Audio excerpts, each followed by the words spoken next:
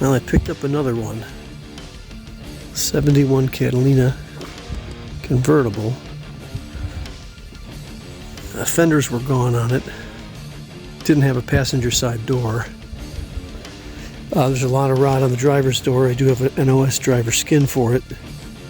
And I got the usual kind of crappy quarter replacements, which will certainly come in handy on this car. There's a lot of rot in the back especially. I was told the top did not work before, but now the car's completely dismantled, so I have no idea. And we'll get into the trunk in a little bit. But you can see pretty extensive rear end damage here. The trunk floor is buckled. I'm going to have to try to pull that out before I replace the tail panel. I have an NOS tail panel, came with the car as well. Passenger side is pretty much the same. Completely gone on the base. Gone. This is a replacement door from a 73 coupe. So there's just a couple things that I have to do to the door, and obviously adjust it. I haven't had time to do that yet. Just pulled it out for this video.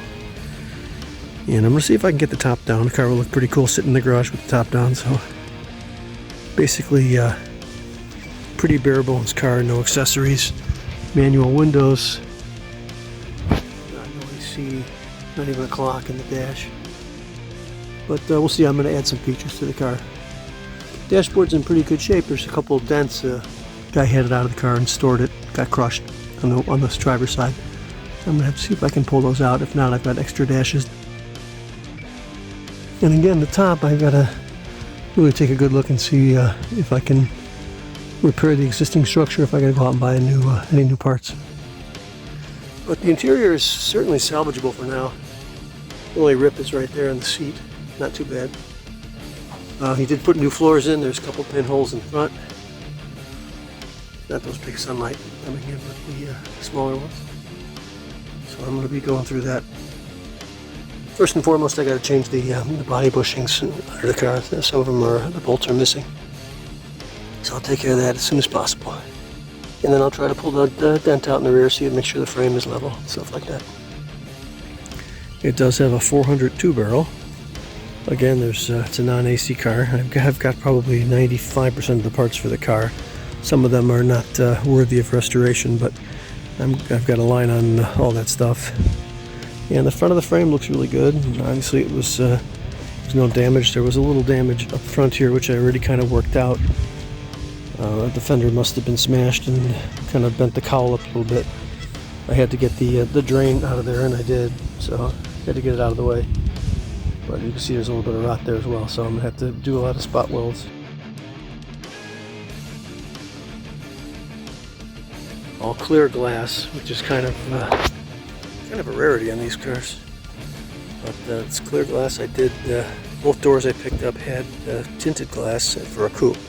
So I'm going to be taking that coupe glass out of this door and putting a clear one that I purchased. I do have the hood for the car. It's got a couple dents in it, but nothing that I believe I can't get out. I've got the original core support, which I took off. There's an NOS door skin for the driver's door, which I probably won't end up fixing. I'll probably end up using the replacement door. There's 2 quarter skins. And the NOS tail panel, which is nice. And then I've got one fender here behind all that, and I've got the other fender downstairs. So depending if it's a Turbo 400 or not, I've got Turbo 400 sitting here in the garage. So hopefully gonna try to get the other cat finished first, because that's priority number 1. I don't want that to flash rust before I get to the putting the sealer and primer on it. Please give us a like and subscribe to the channel for notifications on this project's progress and other how-to videos. Thanks!